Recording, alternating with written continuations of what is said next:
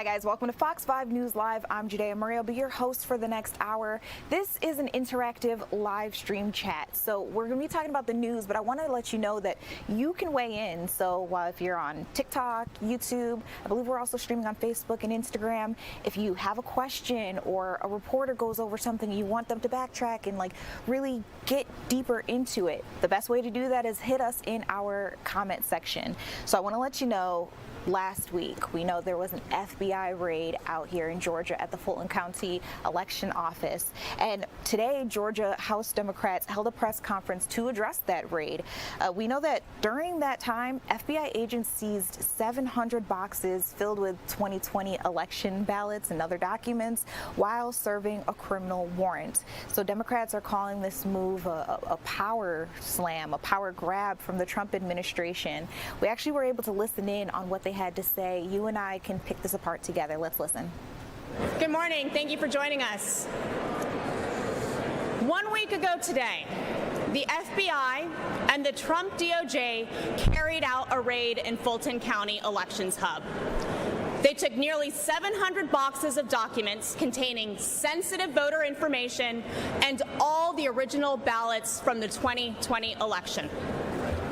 This is a blatant attempt by our federal government not just to interfere with Georgia's elections, but to take them over. When President Trump is talking about nationalizing elections, he is talking about Georgia. Let me be clear about something. This is not normal. We are living in unprecedented times, and the continuation of the great experiment that is our democracy is at stake. The worst thing that we can do as a society, as a state, and as leaders under this gold dome is to underestimate the threat. My name is Syra Draper, and I am the Chief Deputy Whip of the Georgia House Democrats.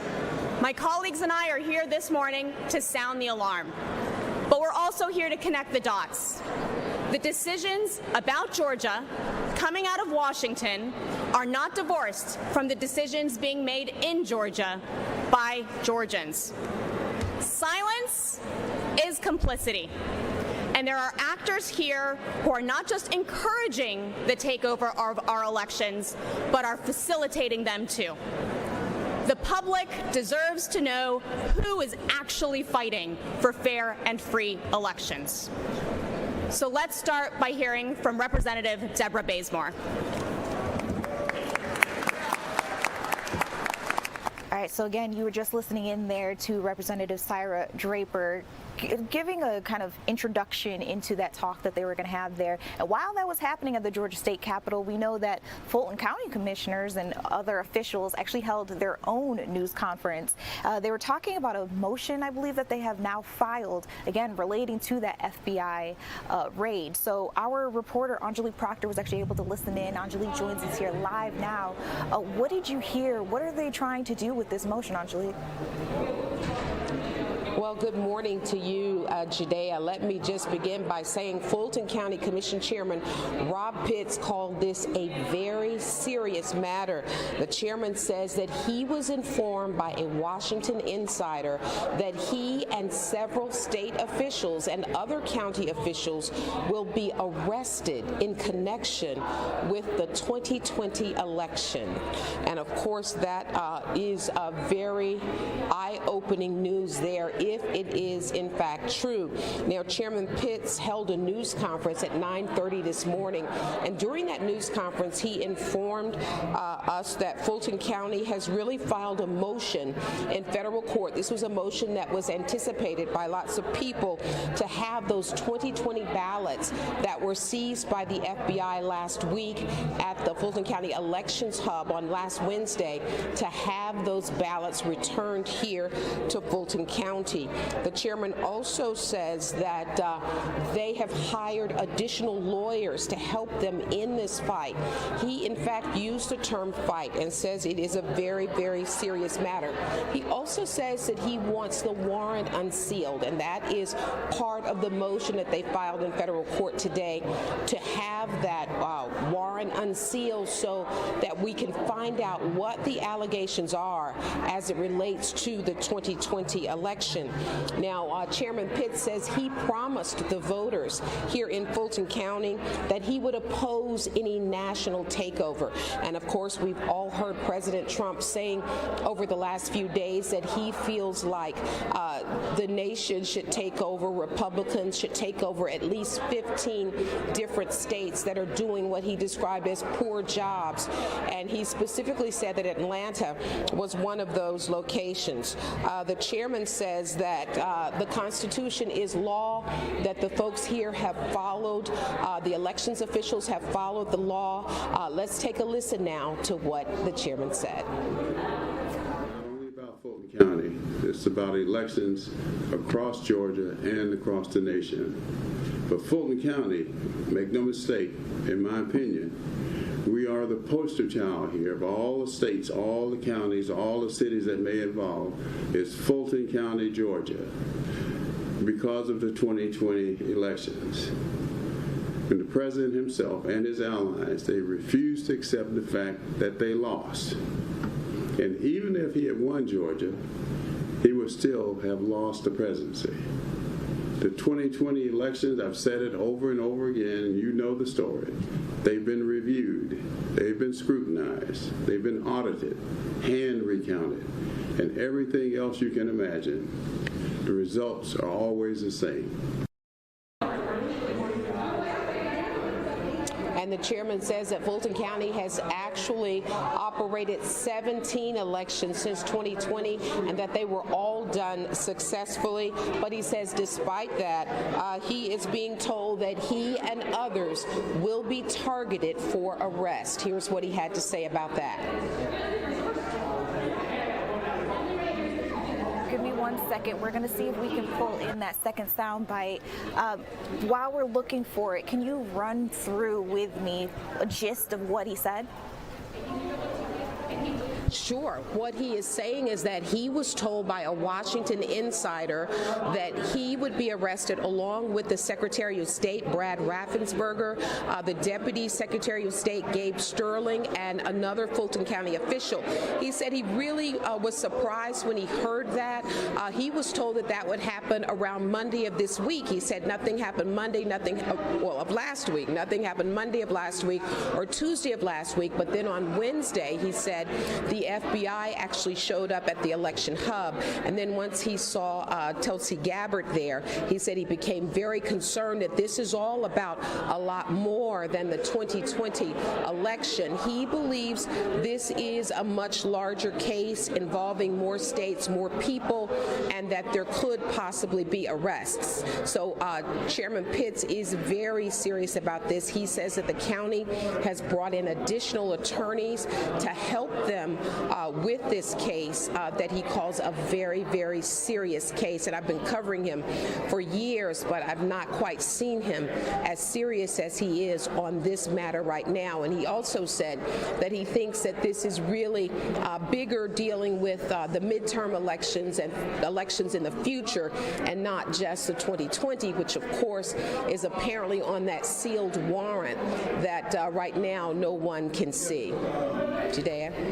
Angelique, first of all, thank you so much for being able to run through exactly what it is that you heard. You did a beautiful job there. But I want to ask you, what's really at stake here? There are a lot of people who are looking at the idea of the FBI coming in and getting this information. What kinds of information could they have on people? Is it private or not? And then I have another question for you, but I'll let you answer that one first. Well, these are ballots. These are absentee ballots and ballots that were cast. And also we are told election information. But the interesting thing is these 700 boxes were just removed. Fulton County has said they don't know exactly which boxes were taken. And so that is another issue. Exactly what did the FBI seize? And so this is why Fulton County has filed this motion today to get these ballots back, so that if in information is turned over, they know exactly what the information is.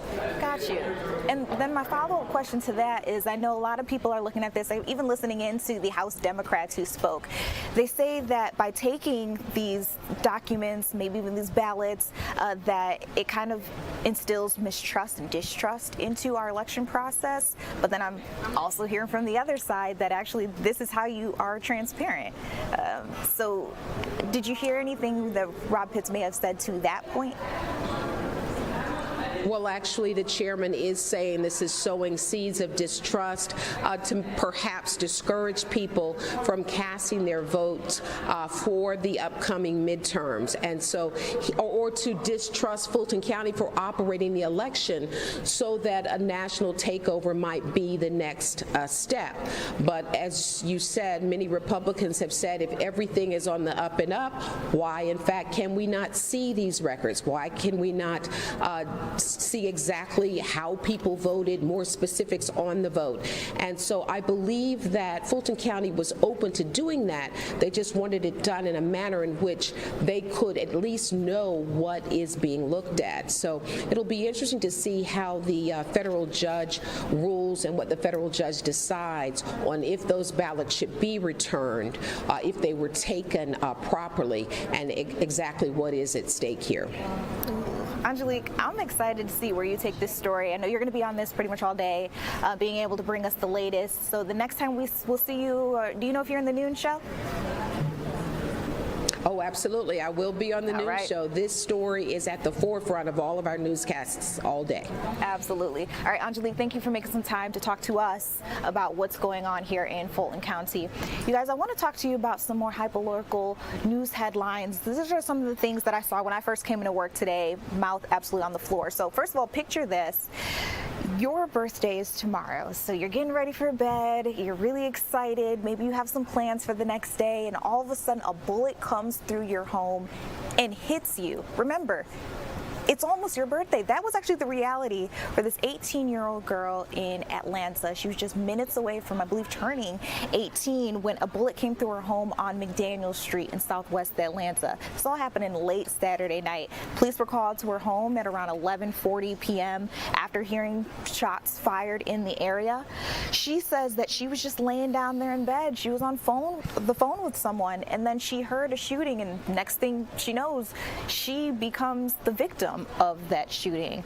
Not exactly sure why it happened, what really happened, and according to police, they have no idea who fired those shots. Our reporter Annie Mapp was able to take some time and talk to her. She's still recovering in the hospital as we speak. I want to let you listen in to what she told Annie Mapp. I didn't know I was shot until I fell to the floor. And then when I got up, I felt pain, and I ran to my mama's room and told them that I was shot. They barely can see the bullet, but they can see it at the same time to see where it's at, and they don't want to take it out because it's close to a main artery. It's close to my main artery, so they're going to keep it in there.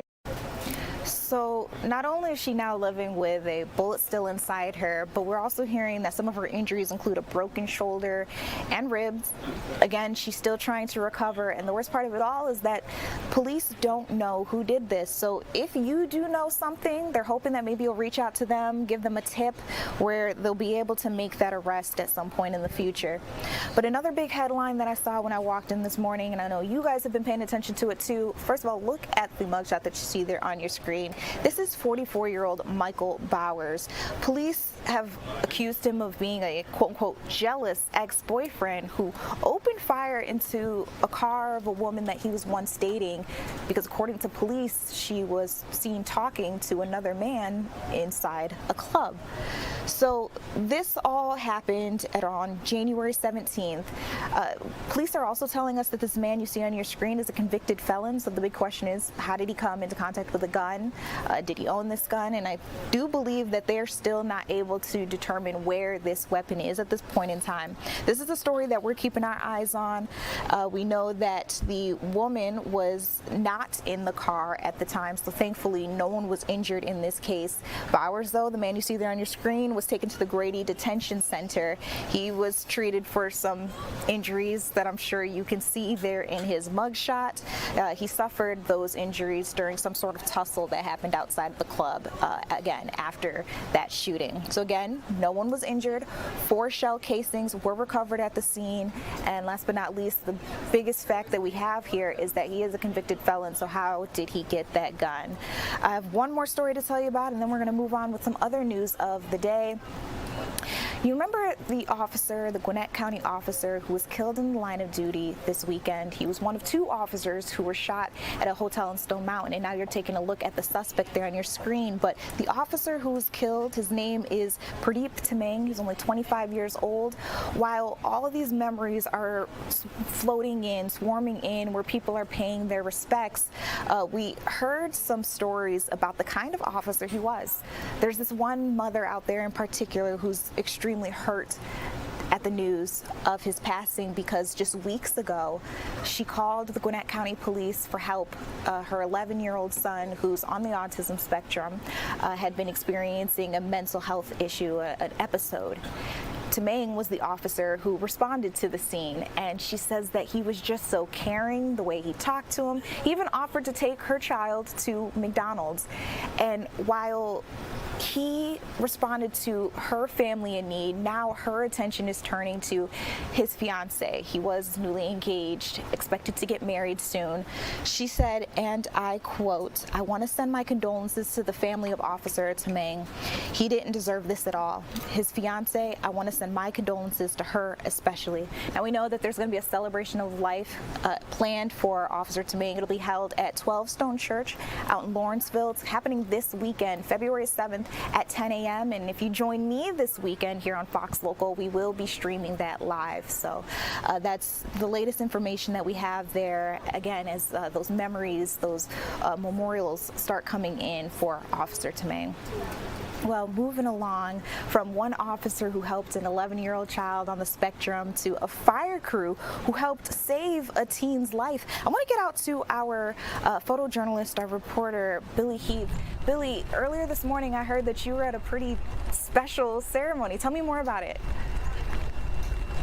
Hey, good morning, Judea. Yeah, special indeed. Definitely an event that I'm happy to have covered and happy to, document for our viewers on Fox Local. This is a really amazing program. It's called the First Friday Hero Program, and they try to hold it every couple of months here at Piedmont East Side. And it gives a chance for first responders to see the patient whose life they positively impacted, and for that patient to say thank you. And I have some video of the award ceremony this morning that we can show our viewers. And so this was Elias, and he suffered a cardiac arrest, and this group of firemen were the ones who showed up. Now his mother, Sharon, she was a nurse. He fell ill and he stopped breathing. She started CPR, and then within a few minutes, these first responders showed up and took over for her. So obviously something a mother never wants to go through, but this was a positive outcome. These first responders, they showed up, they did what they're trained to do, and here we are this morning, and the vibes were amazing. I'll say that the vibes were amazing. Elias and his mother Sharon were able to say thank you, and we have a bit of that what you saw here this morning, and we can play for you. For that sound. I just want to say thank you. It's because of you guys that my son is okay. So thank you.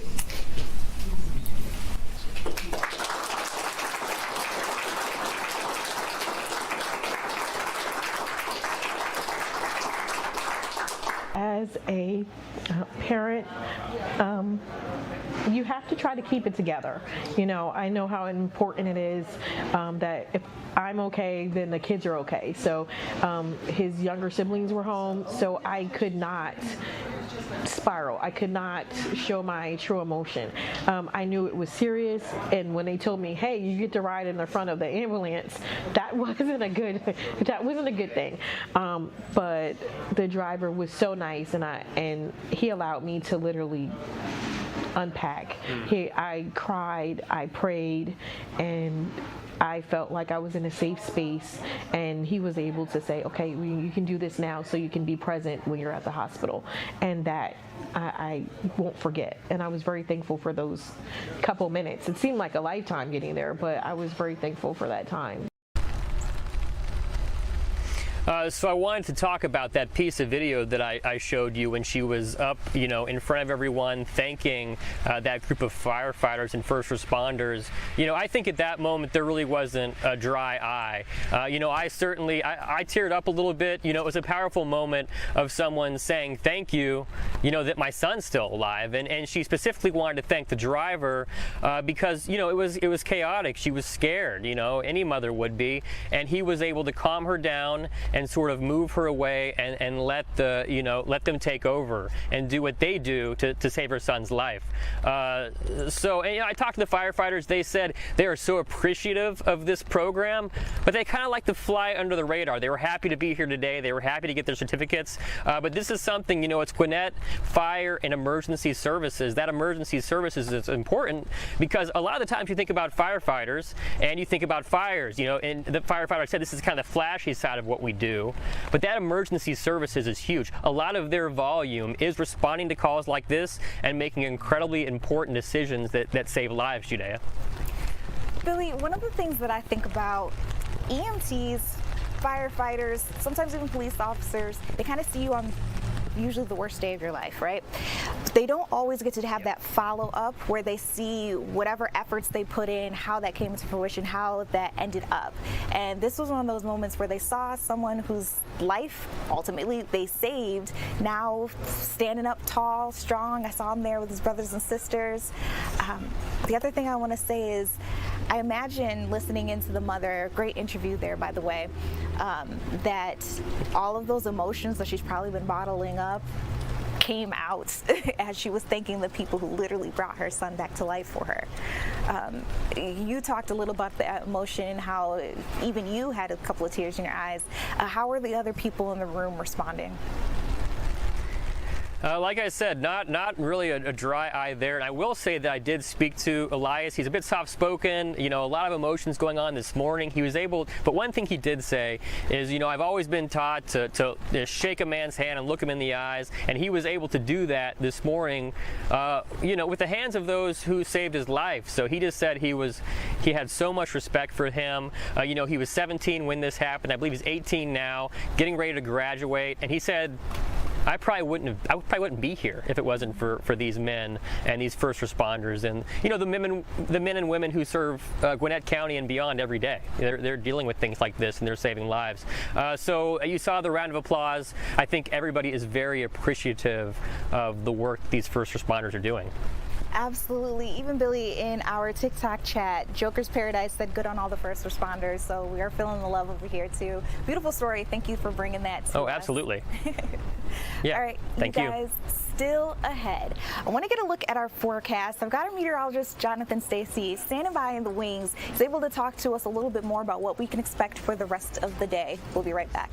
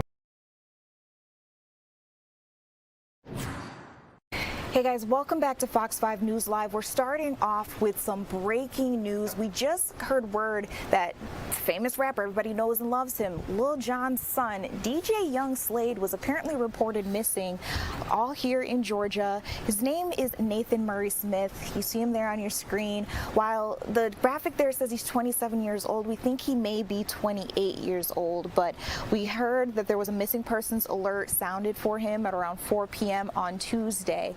And he performs under the name DJ Young Slade, so maybe you've heard of him before, maybe you've seen him, you have certainly heard of his father. The Milton Police Department say that he may have ran out of his home at around 6 a.m. that day, and he has not been seen ever since. He didn't have his phone with him at the time. He may be disoriented or in need of assistance, so if you see him, if you know anything about his disappearance, Milton Police are asking that you address them, talk to them as soon as possible. Police are also stressing that there's no current threat to the public, but of course, as we can understand, his family and his friends are very concerned for his safety. We'll have more on this on our website, also on the Fox Local app. We are going to try to aid this search for Lil Jon's son. All right, coming back out to us here in studio, I've got a meteorologist, Jonathan Stacy, on set with us. First of all, welcome back. I'm glad to be here. How you doing? I'm doing pretty good. How are you? I'm glad to be at work on a warmer day. Yes, not exactly hot, but it's better than we have been. What are we looking forward to during this week? I mean, is the warm weather going to stay? So today is really hump day, and it was basically a tease in which temperatures managed to get into the mid-50s. It's been fairly nice, but it's been doused by the showers, and those showers continue to fester out to the east and to the south of I-85. And you'll continue to see this trend of moisture roll through during the day. In terms of the visibility, things are improving, but not improving fast enough, especially where you see big splotches of yellow and orange indicating that visibilities are below 5 miles an hour, or 5 miles, that said. We're looking at visibilities low across the area. That will continue until about maybe noon, 1 o'clock. Hopefully we can break out a little bit of sunshine that will manage to crack through the clouds. We have a cold front moving through, but it's taking its sweet time walking across North Georgia. Right now we're at 52 degrees in Atlanta, 54 for Eatonton.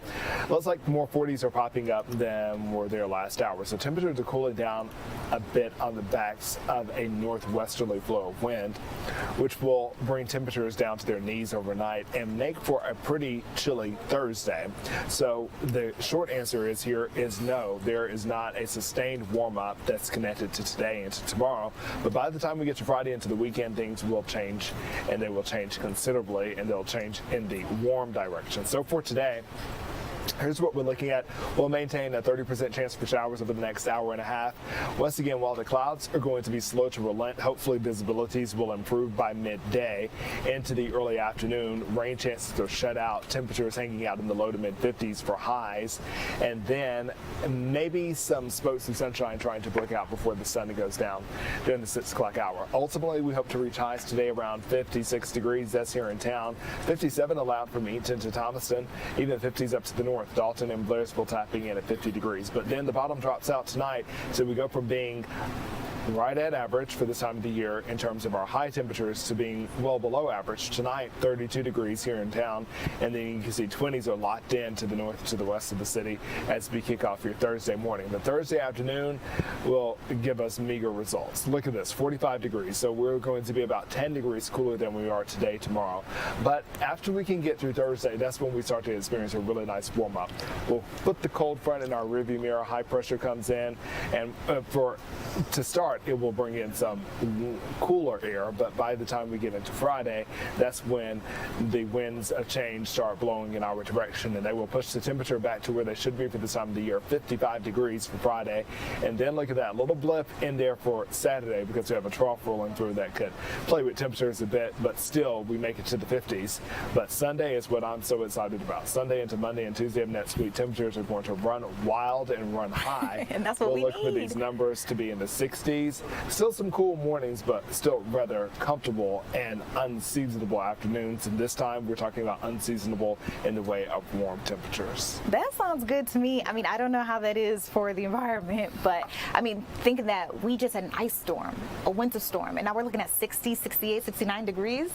How did we get here? The atmosphere continues to deal with its mood swings. It's up one moment, down the next. But I want to take this uptick. I like it. Hey, we'll take it. We'll take it. I want to get you a live look out at Hartsfield-Jackson. That's, well, we thought it was the world's busiest airport. We're hearing that Chicago may be trying to steal our thunder. It looks pretty foggy out there, but you know, the day continues ahead. We do know that we're running into some warmer areas, so that maybe that's what's leading to that look out there. If you guys loved Jonathan Stacy's meteorological forecast, we will be able to check in with him a little later on. You can stream us at noon, where you'll still see him throughout the day. Now, still ahead, we have a very important conversation coming up. February is not only the host of Valentine's Day, so you know, people are usually thinking about this kind of heart, but you should also be thinking about this heart right here, because we learned that there are some issues, some things that you should look towards to make sure that you are staying up to date on your heart health. I'll have a conversation with Dr. Brooks about that when we come back.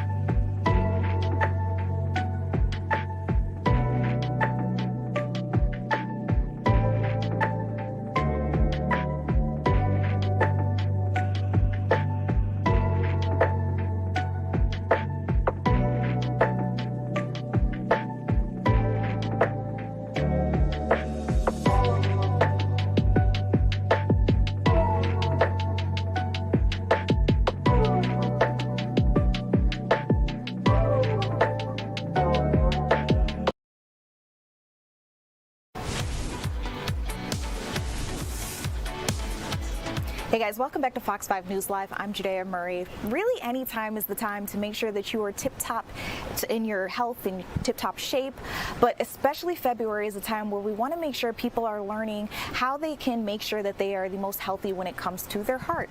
So I want to introduce you guys to Dr. Raylene Brooks. She's the Dean at the College of Nursing with the University of Phoenix. Thank you for making some time for us. I want to start by asking, what's something that you should look out for, even from home, that can tell you that maybe you're in danger? Absolutely, Judea. When men have a typical classic chest pain related to cardiovascular disease, crushing symptoms of tight chest and shortness of breath. For women, we really want to look at non-typical types of signs, which could be arm pain, jaw pain, back pain, and even indigestion. Sometimes we often look at signs and symptoms as being brushing them off because they look like flu sometimes. You know, you've got a little shortness of breath, fatigue, some possible dizziness, but those should not be ignored, especially if you've got a history in your family of heart disease. So let me ask you this too. I heard that stress may be something that can impact your heart health too. Is that right? Absolutely, especially long-term stress. It does create more inflammation in the body. It also can create insulin resistance, and therefore, anytime we're starting to gain some weight around the midsection, that's a clear tell sign that perhaps there's some fat accumulating around our organs. And stress is never a good thing. It also raises our blood pressure, can increase our heart rate as well, which compounds to if we already have some existing diabetes or obesity. Again, cardiovascular disease is the #1 killer in the United States. So we do have to be aware of our stress for sure. Well, Dr. Brooks, tell me this. If somebody feels like they're experiencing some sort of heart condition or maybe something hurts, how do you know the difference between I need help right now versus I can book an appointment with my doctor and then we can talk about this? Yeah, great question. If you're in that age group of, I would say, over 50 and up, and you have a family history, and you have all of a sudden crushing chest pain, or a sudden onset of shortness of breath, or you can feel your heart racing or beating at a very weird pace, that is a clear tell sign. Get to the emergency room and get some help. And I think the general public really needs to understand, the more you can advocate for yourself, you don't just walk in the ER and say, I don't feel good. You say, my heart hurts, my chest hurts, I can't breathe, I feel like someone's sitting on my chest. All of those types of symptoms that we can convey right away is time that we get treatment, right away. So be an advocate for yourself. And thank you for giving us the language to do that. I think that's very important. Oftentimes, we do want to go and get help. We do want to see the doctor, but then when we get there, we don't know what to say in order for someone to take us seriously. So I appreciate you giving us the actual language that you can use in real practice. Now, with maybe about 30 seconds left, I just want to ask you real quick, one tip that somebody can take from home or right now to make sure that they're just staying healthy. I would say stay away from the fast food and the donuts. That's hard. Nutrition is really important. Nutrition is very important. Even if it's just one simple thing you can remove or cut back on, especially if it's high fat, high salt, because that can impact your blood pressure and definitely put a toll and stress on your heart as our midsection starts to grow. All right, well, good to know. You guys, February is American Heart Health Month, so these are the kind of conversations that we need to be having to make sure that we are all staying healthy. Dr. Brooks, thank you for your time. Welcome. Thank you, Judea. No problem. All right, you guys, still ahead. We know that there is a new performing arts center coming to one particular area here in Georgia. Actually, our Chris Rosenthal went to check it out for you guys. Chris joins us live right now. Tell us where exactly you are and what we can expect from this new theater. I'm talking about what you put. Yeah, hey, I'm at the Lonzell Performing Arts Theater here in Tucker. It's a new theater that's opened up here. You guys may remember this facility here was a Bally fitness facility, but you can see they have turned it into a beautiful theater. It seats 1,200 people, and today is significant because they're having the sort of an opening ceremony here, having some local, read my camera here, got a little twisted up here, but having some local dignitaries here to, and some people from Tucker to kind of help cut the ribbon here, get this place open. But I am with Lonzell Hardy. This is his theater, his brainchild. Lonzell, thank you for joining us. Tell me about this place. How did this idea come to be, and why here in Tucker? Well, it took a minute for us because the fact that we was trying to choose a great area, great location, and we ran across Tucker. Got here, we in Tucker, got in this area in the shopping center, and I noticed that this building had been vacant for a while, at least 15 to 20 years. And I just wanted to get the opportunity to get inside here. I've been here once before when it was Bally's, but I just could not remember what the design was. But once I got in here, it hit me right then and there. This is the place to be. Yeah, and it's a great location as well, huh? Correct. Location. Talk to me a little bit about this. I mean, we can walk through here a little bit and just tell me about this facility here and where we are right now here. We up this here called the Skybox. The Skybox is designed for those that want to rent this Skybox out for parties or whatever. Each section that you may see, it has its own TV and fireplace. And 30 people each section. So there's about, I'd say, 8 sections. Oh, in fact, there you are right there, actually, on Fox Local. So, yeah, so you can watch the show even from these TVs up here in the skybox as well, huh? Yes, yeah, you sure can. You can watch the show. Once you see the show on the stage, you can see it on the TV.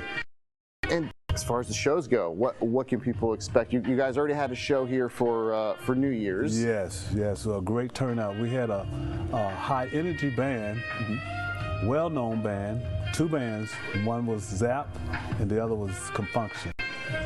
We had a great turnout. And expecting great turnouts ahead. I mean, what sort of performing arts? Would it be comedy shows, concerts? What can people expect? Well, they can expect it. Of course, we're going to have live entertainment, music, comedy, plays, out-to-date boxing, anything that you can come up with, you know. And it's really designed out for the community. Yeah, absolutely. Yes. And you got something coming up here Valentine's Day, Yes, sir. Yeah, we have an artist, Stokely.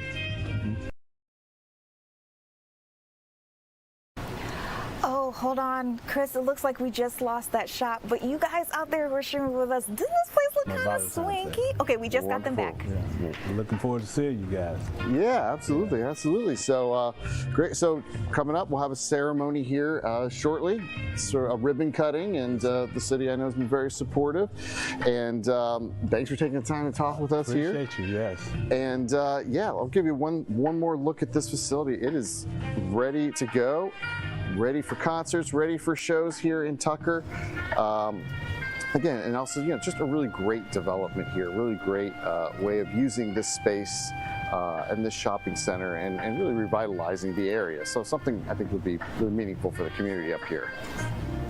Chris, I have seen plenty of theaters, plenty of performing arts centers in my little time here on Earth, but I've never seen something like this. I was telling the audience just like a couple of seconds ago how swanky it looks, especially the skybox section in there. I need some skybox seats. That was gorgeous.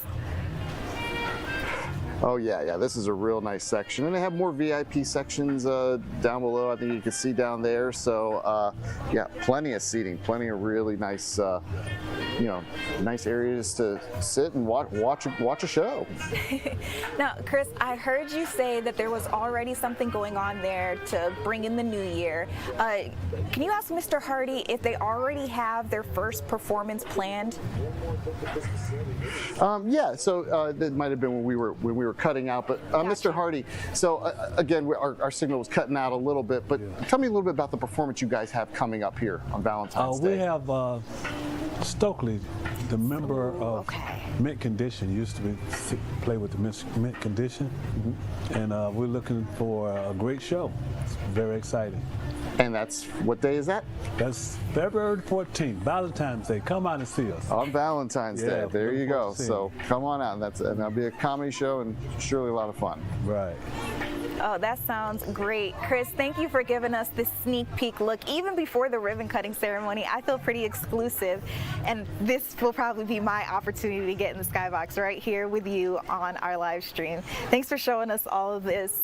I want to bring it back here to me in studio. You guys, I did mention that this was an interactive chat where you guys are able to weigh in on the types of things that we'll be covering, or maybe even ask some questions. So I want to toss it to you. There are 3 stories that I could potentially talk about in the next couple of minutes. I want you to take some time in the comment section and let me know what you want to hear about. We can go over, we just heard the border czar was speaking in Minneapolis. We know there's been those ICE protests. We know we've had FBI raids, people shot in Minneapolis. Would you like to hear about what he talked about just a few minutes ago? Or would you like to dive deeper into the future of self-driving vehicles? You've heard a lot about Waymos. You've probably seen them on the street. First of all, are you getting in the back seat of one? We can talk to you about a Senate Commerce Committee hearing where they're talking a little bit more about what this future for us is going to look like, and are those self-driving cars safe or safer than driving on your own? And then last but not least, you've probably heard former First Lady Jill Biden's ex-husband has been charged with killing his wife. So we'll have more information on all of these stories. Let me know which one you want to hear next. But first, let's dive into, I know every time we have a live stream, everybody's asking about what's happening with Epstein. What's the latest with the Epstein case? Well, here's what we have here. Some of the victims' lawyers have struck a deal with the Justice Department. They want their identities to be protected in any document releases. So, I mean, you've already been seeing the redacted documents surface on social media, even here for us on the news. But there's been a deal reached between the lawyers for the victims of Jeffrey Epstein and the Justice Department in order to continue to protect the identities of nearly 100 women whose lives were allegedly harmed after the government began releasing millions of documents just last week. Judge Richard M. Berman in Manhattan canceled a hearing that was supposed to be scheduled for today after he was notified by Florida attorney Brittany Henderson that, and I quote, extensive and constructive discussions with the government had resulted in some sort of agreement. So Henderson and attorney Brad Edwards said that they complained in a letter that, quote unquote, immediate judicial intervention was needed after there were thousands of instances where they think the government failed to redact the names and personally identify information of women sexually abused by Epstein. So this is a very big deal. We'll have more on this story on the Fox Local app. You can also look up this article on fox5atlanta.com. But that's the latest that we have there on that. I wanted to make sure we stayed up to date because I know we always get so many questions. Another story, you know, we have been covering the disappearance of Savannah Guthrie's mother, Nancy Guthrie. You know Savannah very well from the Today Show. Well, they believe that her mother, who's 84 years old, went missing. They do believe that she did not leave the house on her own volition. At this point in time, they do believe that she has been kidnapped, and there's some new disturbing details being admitted into the public. There's been reports of ransom notes, maybe even blood found inside her home, which is located in Tucson, Arizona. The search for Nancy Guthrie is very much so well underway. We're hoping that this has a positive outcome as we're still trying to dig deeper into what it is we can find out here. What I can tell you is that Savannah, first of all, she was supposed to host part of the Winter Olympic Games. She will not be going anywhere. She wants to stay in Arizona while this search for her mother continues. We also know that, again, as I mentioned there, she's in Arizona. She did leave. She was not on the Today Show when the announcement was made that her mother had been missing. So again, now officials are making it clear that they believe Guthrie was taken from her home against her will, likely during some overnight hours. There is no chance, they believe, that she wandered off. She has no cognitive issues, just some physical ones. And so that's why they believe that she didn't just up and leave on her own. And I did mention the 2026 Olympic Games there for you. We know that that's happening out in Milan. It's going to be a pretty awesome thing. We know the real competition began today with some curling. But some of the other things that I can tell you, this is all going on in Italy. There are 16 sports in all to watch. Some of them have never been seen before. There are 116 gold medals just waiting to be given out. We'll see who gets them. One person in particular that I want to bring your attention to is Alana Myers-Taylor, because she is the only 2026 Winter Olympian from our state, the Peach State, representing Team USA. She was actually born in the Douglasville, Georgia area, and she's a world champion in bobsledding. So again, there are going to be some sports that maybe you've never seen before. One that comes to mind for me, I remember when I saw it for the very first time, I was like, when the world is that? Skeleton?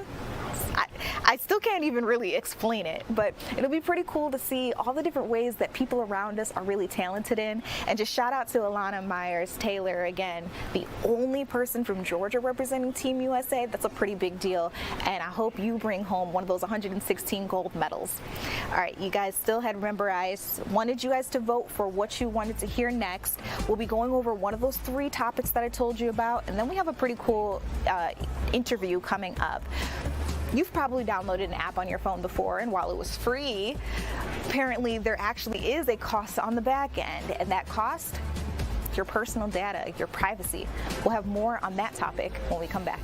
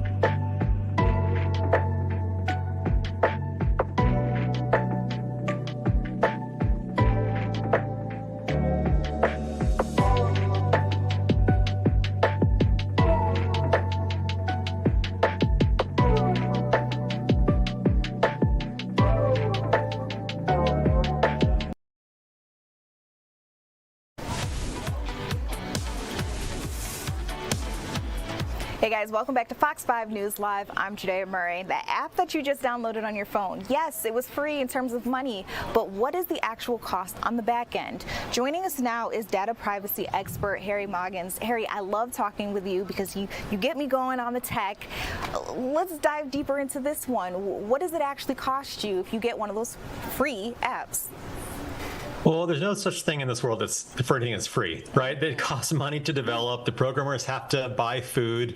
So usually they either have a paid model where you buy the app, you pay for a subscription, you do upsells, or you are the subscription. You are the cost, right? And they, in that case, sell your data out the back end or find some other way to monetize the app. What in the world? Okay, I want to bring you back to something you just said there, or you are the product. Explain that to me because that sounds a little scary. It is. I mean, there's a couple different ways that developers can make money, and one of the more common ways is get you in with a free app that seems too good to be true. Oh, this game, totally free, no ads. Well, how are they paying for it? Once in a while, you'll have a non-profit philanthropic developer, but that's extremely rare. Usually, they either sell data to something called an SDK or some third-party data grabber that attaches to the back of the app. Your data, your location, your demographics, your age, whatever it is, then gets resold out the back of the app into an app-based data broker, and then gets sold to telemarketers, to junk mail companies, to anybody who's trying to build a marketing profile, or even hackers and some less than desirable individuals might get access to it through the data broker ecosystem as well. Okay, so well, thank you for breaking that down for me. So then, how do we protect ourselves? Be smart, think, right? I know it seems obvious, but before you download an app and it pops up, especially on iPhones nowadays, saying, do you want to share your location, right? Pause for a second and say, do I really need to give my calculator my location? Or why does my flashlight need to know my age? It doesn't really make sense if you think about it. Mm-hmm. So many people see those pop-ups all day long. They don't even think about them anymore. You just click on them. They're annoying. I understand you want to get to the app you downloaded. You want to get past the nag screen. If you take a moment, you pause and say, is this necessary for the app? And sometimes it is. Like a weather app might need your location, but does it need your location only when the app's open and running, or does it need it 24/7 behind the scenes in the background?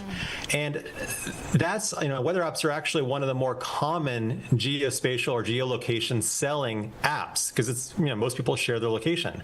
And then you have marketers who see you walk onto a car dealership parking lot looking for a new car.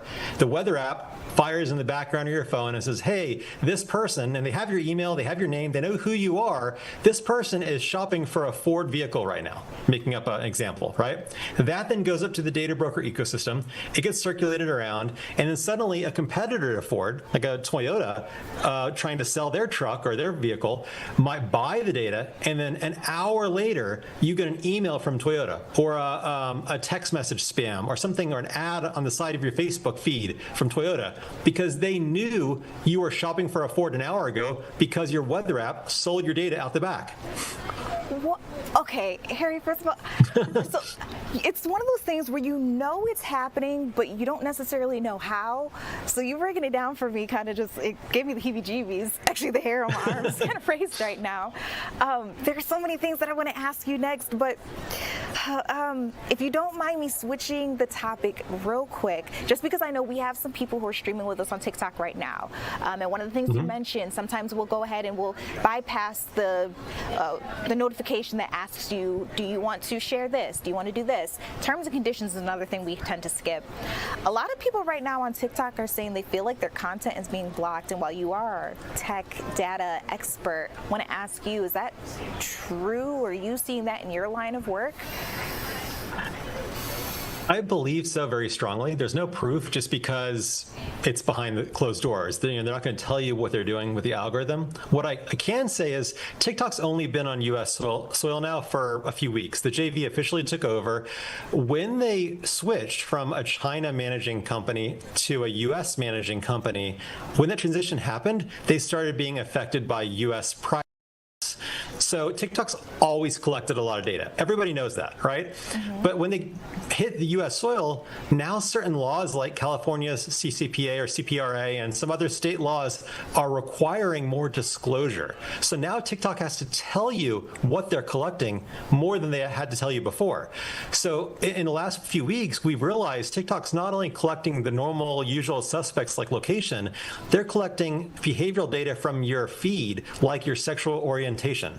They know your immigration status, which is interesting in the current news. They know so much about you, and it's not new data being collected, it's visibility into what data they're collecting. Harry, this is really interesting. Again, I want to keep picking your brain and there are so many more questions I can ask you, but unfortunately, that's our time.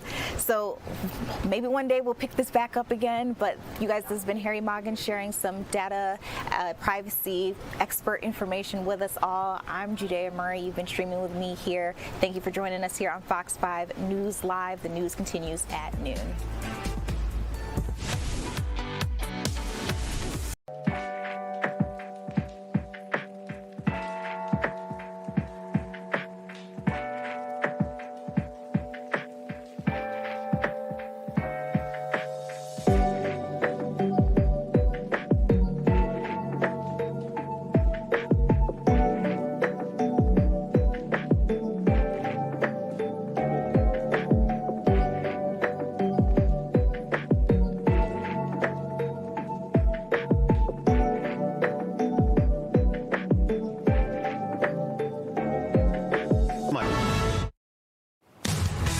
Now at noon, Fulton County goes to federal court to force the return of documents seized by the FBI related to the 2020 election. What the county has also asked a federal judge to do. And the Georgia Senate passes a bill intended to shield homeowners from sharp increases in local tax bills. And temperatures are about to take another downturn before they spike going into the weekend.